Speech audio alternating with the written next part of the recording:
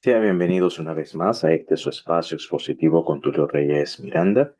En esta ocasión, tratando la temática sobre quién era Jesús, vamos a entrar en materia en la cuarta sección y ya con esto vamos o damos fin a esta serie sobre el personaje de Jesús, cuál era la obra central,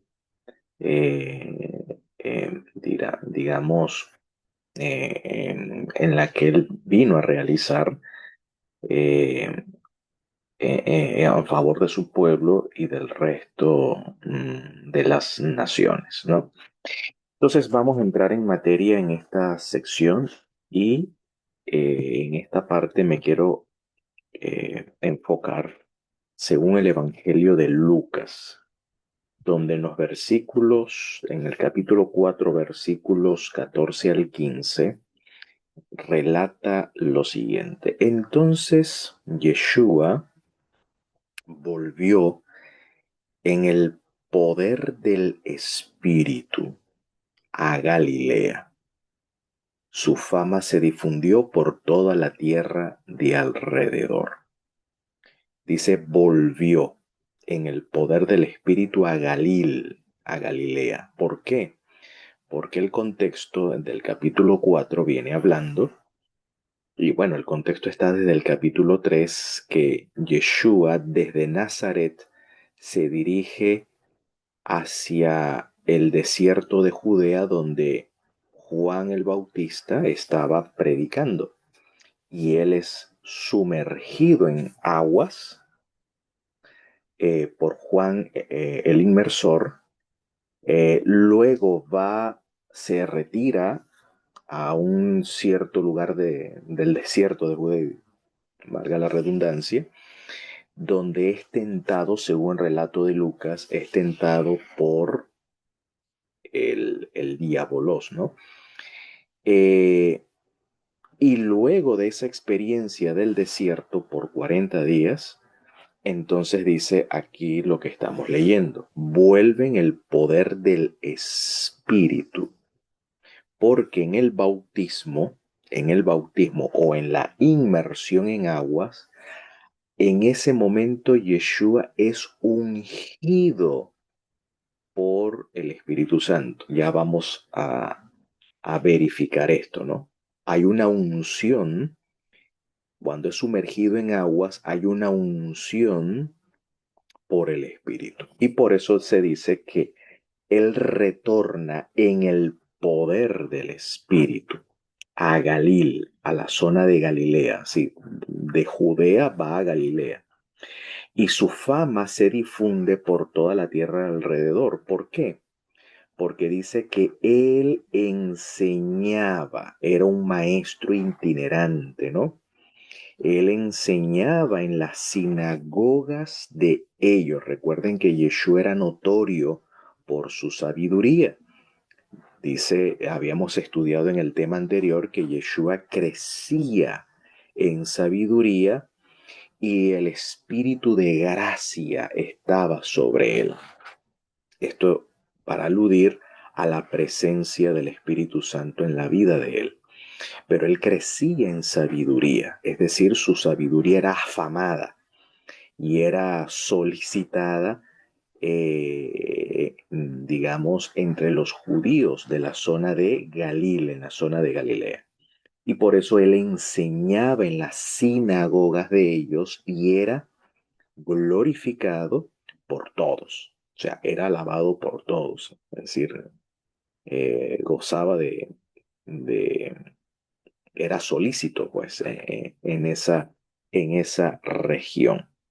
Luego en Galil dice que fue a Nazaret, donde se había criado, y conforme a su costumbre, el día sábado entra en la sinagoga.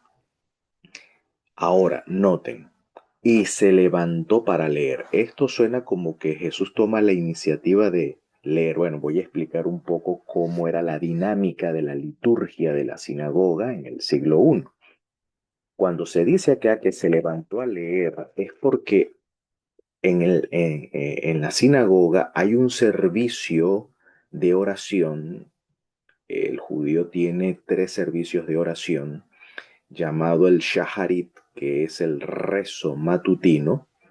Es un rezo que se canta, es un rezo cantado en alabanza, el famoso eh, eh, las 18 bendiciones, la famosa amidad. La amidad es la oración litúrgica sinagogal. Cuando se lleva a cabo en la mañana se le llama el shaharit, cuando es en la tarde se le llama el arbit, perdón, se le llama el minha, y en la noche la oración nocturna se le llama el arbit. Entonces en la mañana Yeshua asiste a esa amida que se lleva a cabo primero, lo dirige un cantor litúrgico o un asistente llamado el Hassan, y luego de ese canto litúrgico que dura alrededor de una hora, más o menos, promedio, puede ser más, puede ser menos, depende de la dinámica del Hassan.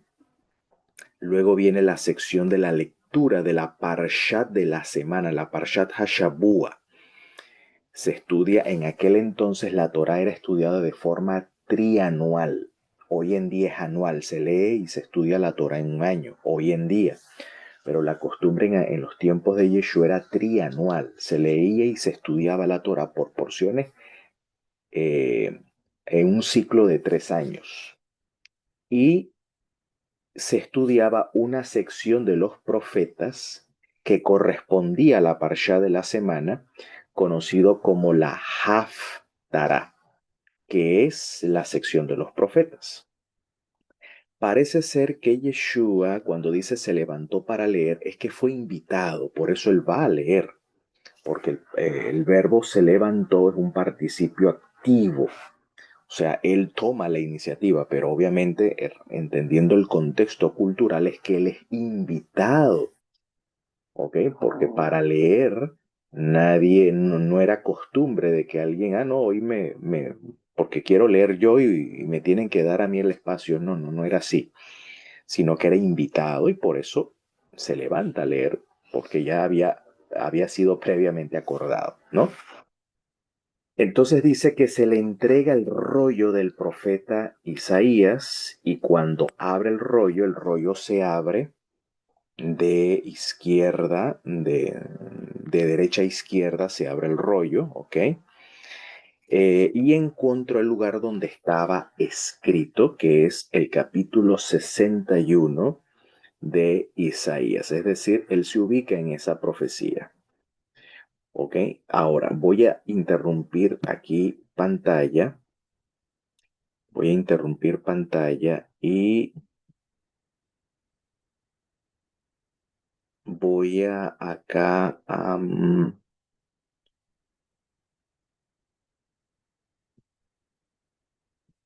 y voy a compartir el capítulo 61 porque aquí Lucas, cuando cita la profecía de Isaías 61, no la cita es la versión griega. Y aquí tienen una traducción exacta de la versión griega de la llamada la Septuaginta, que es la Biblia griega, vamos a decirlo así, eh, donde dice, Espíritu del Señor sobre mí, ¿ok? Espíritu del Señor sobre mí, por lo cual me ha ungido, ¿ok? A evangelizar a los pobres enviándome. Ok.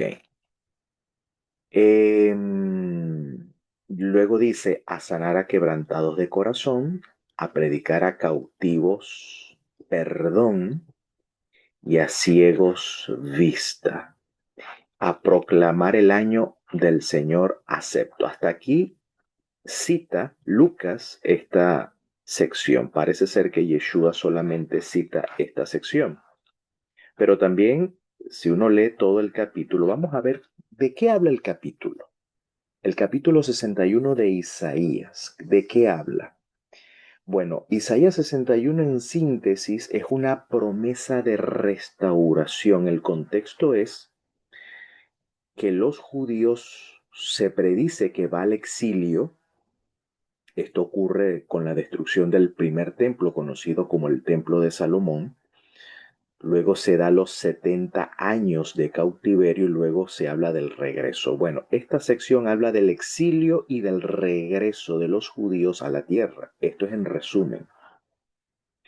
Por eso Isaías es el profeta ungido. Recuerde que la palabra ungido se aplica también a un profeta. Un profeta, había tres personas que en Israel eran llamados Mashiach o ungido. Uno, el sacerdote. Segundo, el rey de Israel. Tercero, el profeta. Como en este caso Isaías es un ungido. Porque aquí habla, el texto es en primera instancia de Isaías. Isaías dice, el Espíritu del Señor está sobre mí, el cual me ha ungido a evangelizar. Evangelizar significa dar buenas noticias, buenas nuevas, alegres noticias para el pueblo. ¿Ok?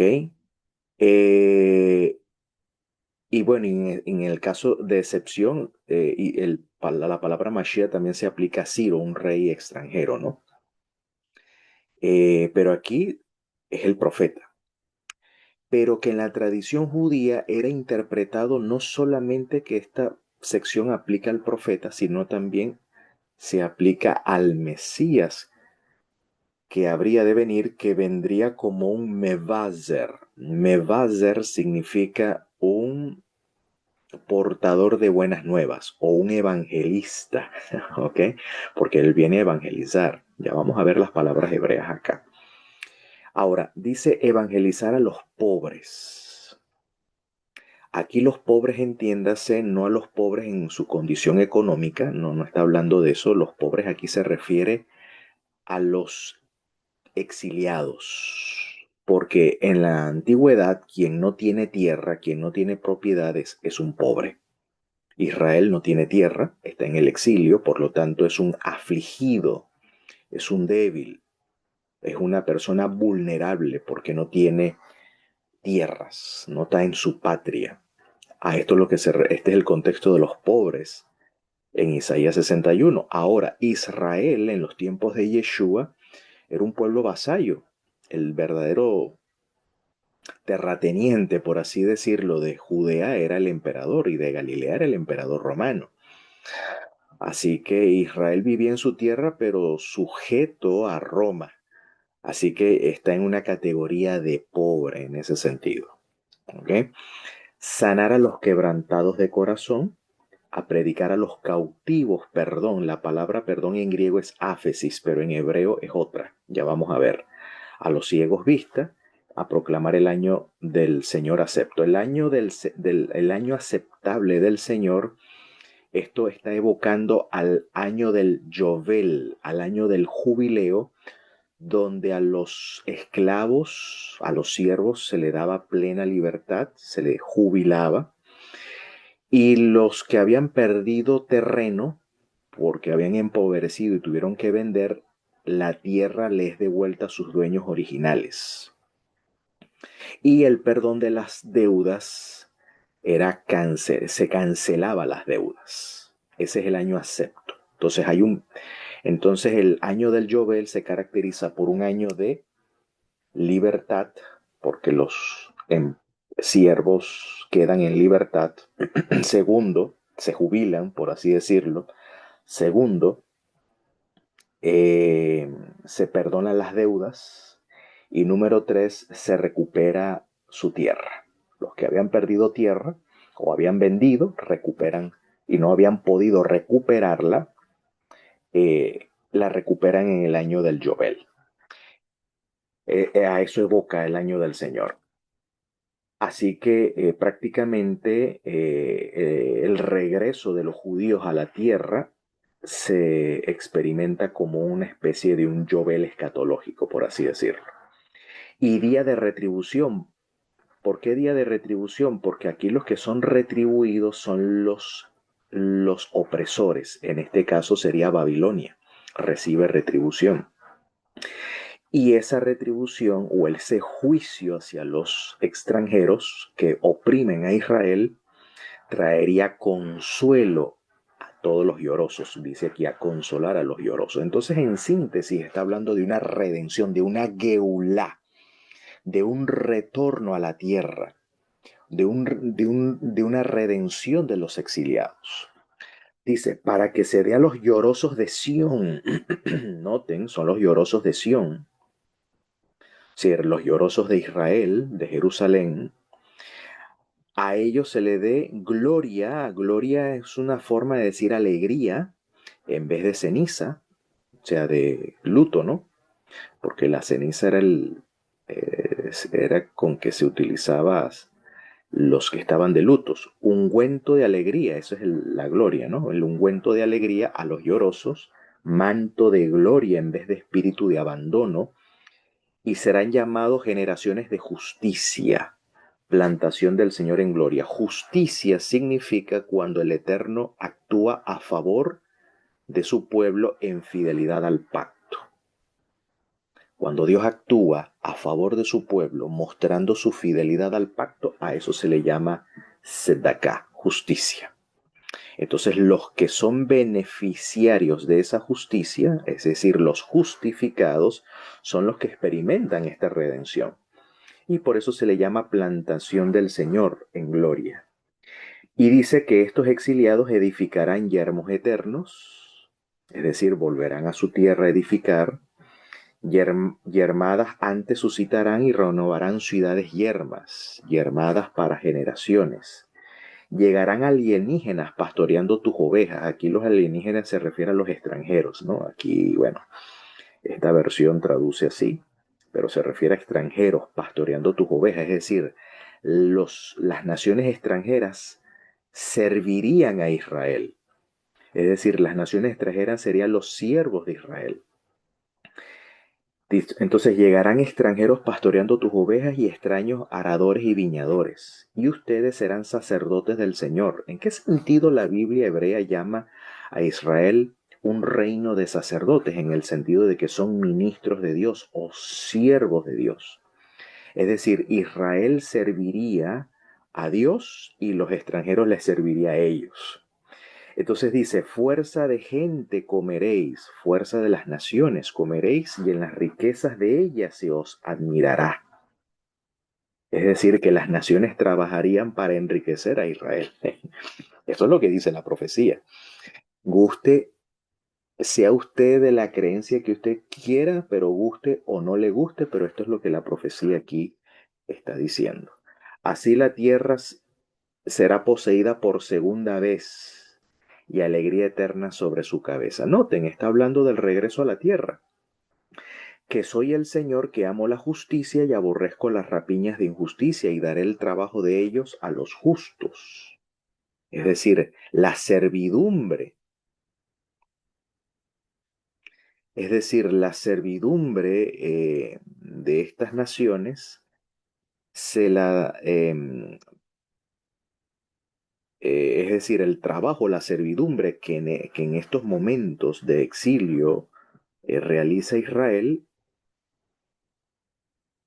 lo que quiero decir, el contexto es el trabajo de ellos, de los sacerdotes, vamos a decirlo así, como ministros de Dios, ese trabajo se lo daría a los justos. ¿Ve? Y pacto eterno pactaré con ellos. Esta profecía, esta promesa de restauración, llegaría a ser un pacto eterno, una promesa. Y conocerán en las gentes la simiente de ellos, es decir, las naciones conocerá la simiente de Israel, ¿no? La simiente de ellos y la progenie de ellos en medio de los pueblos. Todos los que viere los conocerá que estos son simiente bendecida por Dios. ¿Sí? Cuando Dios lleve a Israel a la gloria. Esto es lo que en líneas generales trata la profecía. Y dice, y con alegría se alegrarán en el Señor. Claro, que no se va a alegrar con toda esta promesa de prosperidad y de regreso o de retorno. Alborócese, es decir, regocíjese mi alma en el Señor, pues me vistió con ropas de Yeshua, con ropas de salvación. Esto es la salvación en el contexto de 61 de Isaías. No está hablando del mundo venidero, de recibir coronas y de recibir inmortalidad. No, la salvación aquí en Isaías es regresar a la tierra. Estoy en el exilio, pasando roncha, pasando trabajo, regreso a mi tierra, donde llega la prosperidad y la bonanza. Eso es la Yeshua, esa es la salvación en un contexto del profeta Isaías. ¿Ok? No, no salvación en los contextos cristianos, no, y occidental no, esta es la salvación. Salir de una situación mala a una situación de prosperidad y de bendición. Pues me vistió con ropas de salvación y túnica de alegría, como esposo ciñóme mitra y como esposa atavióme con atavío, porque las mujeres judías eran adornadas con joyas en su casamiento. Noten que las joyas no era problema para el pueblo judío. Y como tierra creciendo su flor y como huerto sus simientes, así brotará el Señor. Justicia y alborozo delante de todas las naciones. Esto en resumen es el capítulo 61 de Isaías, una promesa de restauración. Ahora, la pregunta es, ¿por qué Yeshua cita esto? Porque aquí está enmarcada su obra. Los rabinos interpretaban, no todos, pero algunos de ellos, interpretaban que este texto aludía a los días del Mesías. ¿Ok? Y de hecho, Israel se encontraba bajo el exilio porque estaba, aunque estaba en su tierra, pero no era libre. Estaba bajo el dominio de Roma. Así que Yeshua cita esta profecía que alude al Mesías, ¿ok? El Espíritu del Señor está sobre mí, me ha ungido a evangelizar a los pobres, es decir, a evangelizar a los exiliados. En este caso, Israel se encontraba exiliado bajo Roma, a sanar a los quebrantados de corazón por ese exilio y a predicar a los cautivos, a los que estaban en cautiverio bajo el dominio de Roma, perdón. Pero en realidad la palabra aquí no es perdón. Lo que pasa es que la palabra áfesis, que se traduce como perdón, también significa libertad. Y a los ciegos vista, proclamar el año acepto del Señor, es decir, el Yobel, que habla del perdón de las deudas, de que los siervos salen en libertad y hay una restauración de la tierra. Eso es la Geulá, la redención en los términos del profeta Isaías, que evoca al año del Yobel, al año del jubileo. Sí, sería un Yobel escatológico, vamos a decirlo así. Ahora, vamos al texto hebreo. ¿Cómo es que el texto hebreo dice? Aquí voy a poner el interlineal en esta aplicación que se llama Biblia Todo, la Biblia Online. Me gusta este recurso. Aquí lo tiene, ¿ves? Cita aquí la versión Septuaginta y aquí está en hebreo. En hebreo dice Ruach Adonai Elohim. Esta lectura que es el tetragrama, el nombre sagrado, Yahvé o Jehová, pero en esta lectura aquí se lee Elohim, no se lee ni Adonai ni Hashem, sino aquí dice Adonai, que significa Señor, Ruach Adonai, el Espíritu del Señor, o brisa del Señor, porque Ruach es género femenino, ¿okay? Brisa del Señor, Dios, Elohim, esta lectura se lee Elohim, porque las vocales, según la dinámica o la dinámica de las vocales, si esto tuviera la Kamet, se leería Adonai o Hashem, pero como tiene la vocal Hirik aquí debajo de la Baf, eso se lee Elohim. Aquí se lee Elohim, aunque dice Hashem, aunque dice Yod He Baf He, aquí se lee Elohim. Entonces aquí dice Adonai Elohim. Entonces el Ruach Adonai Elohim, Alá, ¿ok? Sobre mí. Dice Van porque Masha ungióme, ¿ok? Porque ungióme. Adonai, aquí sí es Adonai, noten la diferencia, noten las vocales. Aquí es Hirik, aquí es Kamat, aquí sí se lee Adonai. O Hashem también, porque me ungió Hashem o me ungió Adonai a mí o ti. Dice para. levaser, es decir, para evangelizar o dar buenas nuevas. Dice anavim, a los afligidos. Anavim es a los afligidos porque no tienen tierra, a los pobres. Hay otra palabra hebrea que es evión, que también se te lo usa los pobres o los famosos evionitas en la historia. Los evionitas son pobres porque son necesitados, a veces se traduce como menesteroso. Un menesteroso es un mendigante. Un evión es un mendigo, pero un aní es un afligido porque no tiene tierras, ¿ok? Entonces tiene que trabajar, tiene que luchar, ¿ok? Entonces el que lucha experimenta aflicción, ¿ok? El que tiene que depender de otro, tiene que depender de un empleo, en este caso, o es un autoempleado, pero lucha por, por una estabilidad, se cataloga un ANAP, es un afligido, ¿ok? Porque no está estable, no tiene estabilidad. Entonces, pero en este caso los afligidos son los exiliados.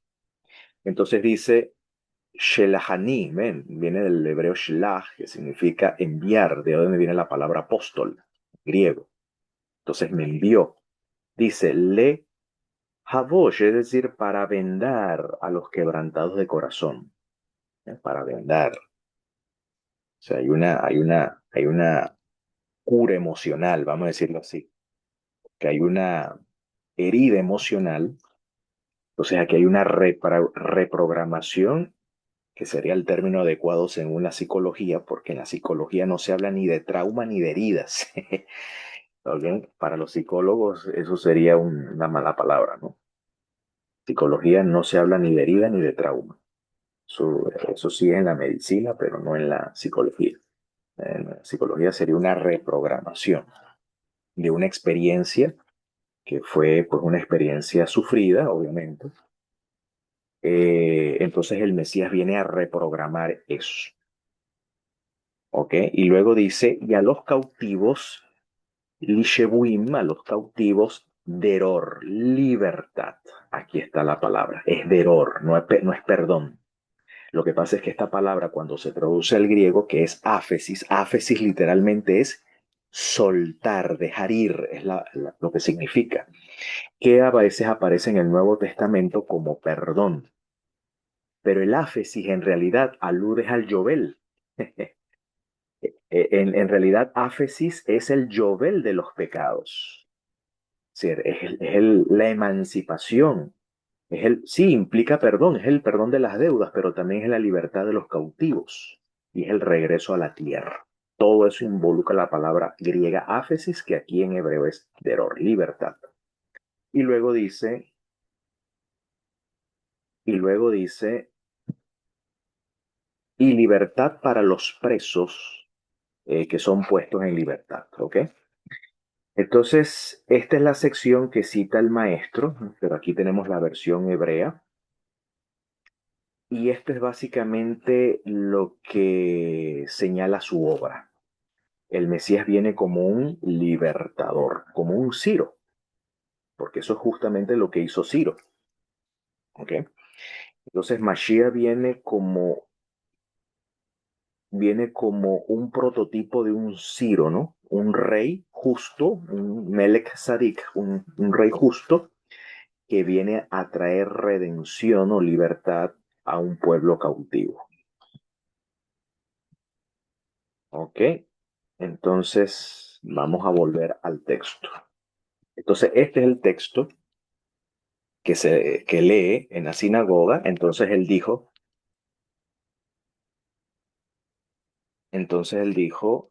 lo siguiente. Él dijo lo siguiente. Dice, después de enrollar el libro, lo leyó, ¿no? Volvió a enrollar el libro y lo devolvió al ayudante. El ayudante aquí es el Hassan. Y dice, se sentó. Era costumbre que los maestros de Israel se sentaran, dieran su enseñanza sentado. Y él se sienta para explicar la profecía. Dice que los ojos de todos en la sinagoga estaban fijos en él, porque todos entendían que ese pasaje era un pasaje mesiánico. Y todos daban testimonio de él. Estaban maravillados de las palabras de gracia, es decir, la forma como él leyó, seguramente la forma como él leyó y explicó el texto, eh, fue agradable las palabras. Cuando dice palabras de gracia significa que el discurso, la enseñanza, la explicación, la exposición que el maestro dio agradó al público, agradó allí a los que estaban congregados, que salían de su boca y decían, ¿acaso no es este maravillado? ¿No es este el Bar Yosef, el hijo de José? ¿Ok? Y luego dice, hoy se ha cumplido, fíjate, le suelta eso a la sinagoga, hoy se ha cumplido delante de ustedes esta escritura. O sea, él se está identificando como el Mesías. O sea, se está declarando allí ser él el Mesías. Pues esa profecía que leyó relata la obra, según el Evangelio de Lucas, lo que vino a realizar. O sea que la redención que el pueblo judío, según Lucas, esperaba, y la obra de redención que el Mesías realizaría, según esa lectura y según el contexto general de Lucas, sí implicaba la emancipación de Israel del dominio extranjero. Y vamos a ver la evidencia. Fíjense. Según Lucas 24, luego de la resurrección del maestro, cuando él va en camino, cuando unos discípulos van en camino hacia Emaús, Yeshua, luego de resucitado, se acerca a ellos, dice lo siguiente, entonces él dijo, ¿qué cosas? Y ellos le dijeron, de Jesús de Nazaret era un hombre profeta, porque el texto de Isaías 61, cuando dice que el Espíritu del Señor está sobre mí y me ha ungido, ese ungimiento es el ungimiento no de un rey ni de un sacerdote, sino de un profeta. Y noten que la obra del maestro, porque su obra era evangelizar a los afligidos, ese evangelizar es la obra de un profeta. Entonces era un hombre profeta, así lo reconocían. Un hombre profeta, dice, poderoso en obras y en palabra delante de Dios y de todo el pueblo. O sea, le veían como un profeta, como ese ungido de Isaías 61. Es decir, que parte de la obra del Mesías es que el Mesías iba a ser ungido con el espíritu de la profecía, de anunciar, de anunciar estas buenas nuevas a los afligidos, a los exiliados, ¿no? Y de cómo le entregaron los principales sacerdotes y nuestros dirigentes para ser condenado a muerte y de cómo le crucificaron. Nosotros esperábamos que él era quien habría de redimir a Israel. Ahora, ¿cuál era la redención de Israel? Bueno, la redención de Israel estaba explicada en Isaías 61. Eso implicaba la emancipación del pueblo de Israel del yugo romano. Claro que sí, estaba predicho. De hecho, esta era la redención que esperaban los discípulos de Maús y de cómo veían a Jesús. Ahora, Pedro, cuando, según, y esto estamos en el contexto de Lucas, ahora nos vamos a Hechos. Ahora, Hechos es escrito por Lucas. Entonces estamos en el contexto de la teología lucana. Hechos en el marco del corpus lucano, ¿no? Hechos capítulo 10, 37 al 38, Pedro, predicando a Cornelio y a los que estaban con él en casa, dice, ustedes saben el mensaje que ha sido divulgado por toda Judea, comenzando desde Galil. Parece ser que el ministerio de enseñanza de Yeshua y de Juan el Bautista comienza, bueno, de Jesús particularmente comienza en Galilea. después del bautismo que predicó Juan. Me refiero a Jesús de Nazaret, a cómo Dios le ungió, noten cómo Dios le ungió con Ruach HaKodesh y con poder. Este ungimiento con el Espíritu Santo y con poder se refiere al espíritu de la profecía. Es decir, Jesús fue ungido con el espíritu de profecía. Pero esta profecía era con autoridad, porque él anduvo haciendo bien, sanando a todos los oprimidos por el diablo, porque Dios estaba con él. Quiere decir que la profecía de Isaías 61 no solamente abarca de la emancipación de un dominio extranjero, ¿ok? En este caso de Roma, sino que también estas fuerzas extranjeras o esta opresión se refiere también a los principados y autoridades, a los gobernantes de esta era en la región de los aires, es decir, a las huestes espirituales de maldad. La cita de Isaías 61 también habla de una emancipación de un poder adverso espiritual, de un dominio espiritual. También implicaba eso, que obviamente traía como consecución una redención del dominio romano, ¿ok? Pero iniciaría con una obra espiritual, ¿ok? Que allí es la raíz de todo. Pues en lo espiritual es donde se desencadena lo físico. Primero vence en el mundo espiritual y luego se concreta en el mundo material. Pero Jesús inicia su obra de redención por estos oprimidos por el diablo. Ahora, Lucas 1, 68 al 75, en el contexto de Lucas, fíjense que la redención. Entonces vemos que aquí confirma que el ungimiento de Jesús por el bautismo de Juan era un ungimiento de como profeta. Yeshua fue ungido como profeta, porque fue ungido con Ruach HaKodesh, con el Espíritu Santo y con poder, con el poder de la profecía.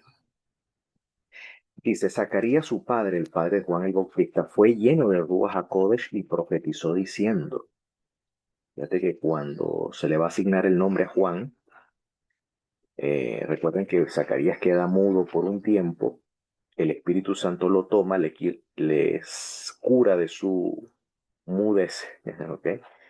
Y profetiza. Bendito sea el Señor Dios de Israel porque ha visitado y redimido a su pueblo.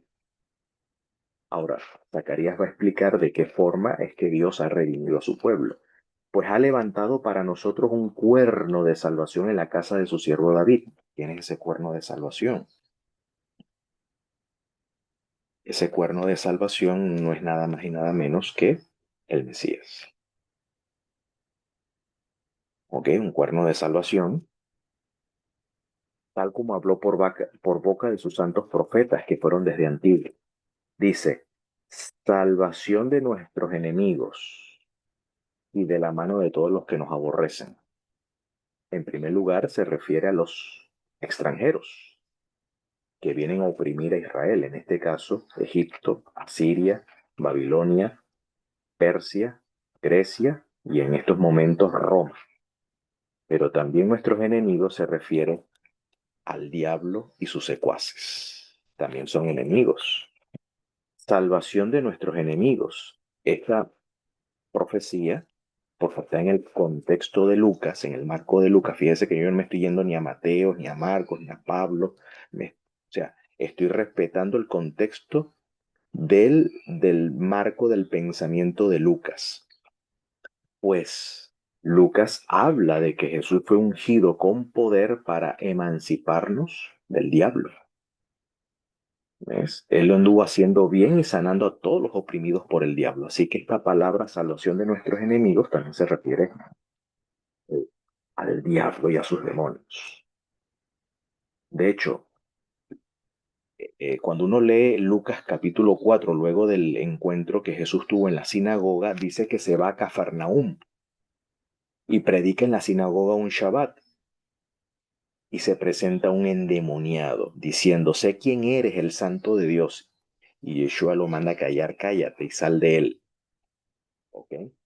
Y la gente se sorprende, los de Capernaum se sorprende. ¿Quién es este que con autoridad, este enseña con autoridad? ¿Ok?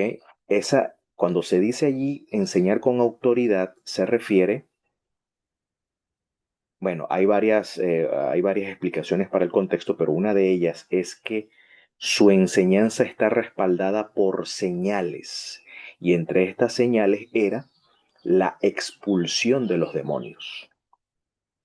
En ese sentido, su enseñanza era con autoridad. Es una de las acepciones, ¿no?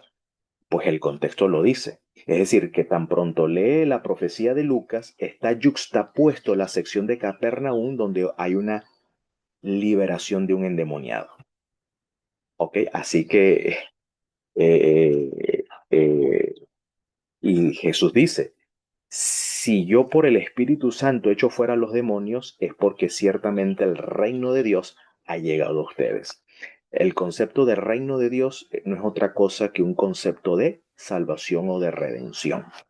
Cuando dice que el reino de Dios ha llegado a ustedes, es que la redención ha venido. La redención ha llegado, está aquí a la mano, está presto, ¿no? Entonces, salvación de nuestros enemigos y de la mano de todos los que nos aborrecen. Enemigos, entiéndase, el diablo y sus demonios, y de todos los que nos aborrecen, entiéndase, poderes extranjeros, es decir, gentiles, para hacer fidelidad con nuestros padres y para acordarse de su santo pacto. Este es el juramento que juró a Abraham nuestro padre, para concedernos que, esto está ahí en Génesis 15, esta promesa, noten, que una vez rescatado de la mano de nuestros enemigos, porque dice que la nación que los oprimiere, lo juzgaré yo, que ahí se refiere a Egipto, pero que también se extiende esa promesa del pacto eterno en Génesis 15, se extiende a todas las naciones extranjeras, incluyendo al diablo también. Una vez rescatado de la mano de nuestros enemigos, le sirvamos sin temor, esto era la Geulá, le sirvamos sin temor en santidad y en justicia delante de él todos nuestros días. ¿Qué dice Isaías 61? Que llegaríamos a ser sacerdotes de nuestro Dios y llegaríamos a ser árboles de justicia, plantío del Señor. Y está, Isaías 61 aquí. Eso es lo que dice Zacarías. Ahora, para que ustedes entiendan la redención que aquí Lucas, eh, eh, digamos, inserta en su lectura, en su narrativa, en su discurso, los discípulos le preguntaron al Señor, por tanto, los que estaban reunidos le preguntaron diciendo, esto es antes de la ascensión del Maestro, ¿no? Dice, Señor, ¿restituirás el reino a Israel en este tiempo? En pocas palabras, vas a redimir a Israel en este tiempo. Restituir el reino a Israel significa redimirlo en este caso, de Roma, de la opresión de Roma, de los impuestos de Roma. Él le respondió, a ustedes no os toca saber ni la cronología, ni el cronos, es decir, ni el tiempo cronológico, ni la ocasión, ni el momento, ¿no? El momentum que el Padre dispuso en su propia autoridad. Es decir, los dejó en el aire allí en cuanto al tiempo de la redención de Israel. Parece que eso fue postergado. La redención de Israel se posterga hasta el día de hoy, porque el mismo Lucas dice que Jerusalén sería hollada y pisoteada por los gentiles hasta que el tiempo de los gentiles se cumpla. Y esto está hablando del exilio, es decir, el exilio va para largo. Es decir, no se dio. Ahora, no se dio porque la dirigencia de Israel no se arrepintió. Y en eso consiste la predicación del Evangelio. Por eso que Lucas enfatiza, en la teología lucana se enfatiza que la redención llega cuando el pueblo se arrepiente y se convierte para que venga sobre la nación, sobre el pueblo de Israel, los tiempos de refrigerio y envíe a Jesús Mesías, es decir, que la venida del Maestro o la segunda venida del Señor, según la teología de Lucas, está condicionada al arrepentimiento del pueblo. Eso es en la teología de Lucas. En la teología de Lucas, la venida del Señor está condicionada al arrepentimiento y a la conversión de Israel al Mesías. ¿Ok? Lean por allá el capítulo 3, capítulo 2 y capítulo 3 de Hechos. Cuando le preguntan a Pedro, ¿qué haremos? Dice, arrepiéntanse y bautícense en el nombre de Jesús para áfesis, para el llovel de los pecados. Entonces, lo que trae el llovel, es decir, la liberación de los pecados, es el arrepentimiento. Y venga sobre ustedes el Espíritu Santo. El Espíritu Santo también viene sobre ustedes cuando hay arrepentimiento. Es decir, cuando dice venga sobre ustedes el Espíritu Santo, es el cumplimiento de la profecía de Joel, que toda carne, el espíritu de la profecía sería derramada sobre toda carne. Porque vuestros ancianos soñarán sueños, vuestros jóvenes verán visiones. ¿Ok? Y eso es todo, y esa profecía se aplica a Israel, al pueblo de Israel, no a otro pueblo. ¿Ok? Entonces, así son las cosas. Y bueno, ese es el evangelio, ese es el evangelio en el marco lucano, en el marco de Lucas. Y ahí, en el marco de Lucas, entonces podemos dilucidar cuál es la obra que el Mesías inició realizando y la obra que debía continuar sus discípulos. Cuando le dice, según Hechos capítulo 1, verso 8, no sabemos el tiempo, no sabemos la cronología y el momento en que esto ha de suceder, pero mientras tanto eso llegue, ustedes van a recibir poder cuando venga sobre ustedes Ruach HaKodesh, es decir, el cumplimiento de la profecía de Joel. ¿Ve? Y luego dice, y me seréis por testigos en Jerusalén, en Samaria y hasta el postrer o a los confines de la tierra. Ese testificar de él como Mesías significa que los discípulos serían investidos con el poder de la profecía, con el espíritu de la profecía, donde su testimonio sería con eficacia. Por eso los apóstoles daban testimonio, no cesaban de predicar, no cesaban de predicar y de enseñar a Jesús Mesías tanto en el templo como en las. Así que mis queridos, hasta aquí esta exposición de esta temática y de esta serie, deseando que esta exposición pueda ser de bendición para su vida espiritual, para su crecimiento en la gracia y en el conocimiento del Señor hasta que el Mesías venga pronto y en nuestros días ya ello digamos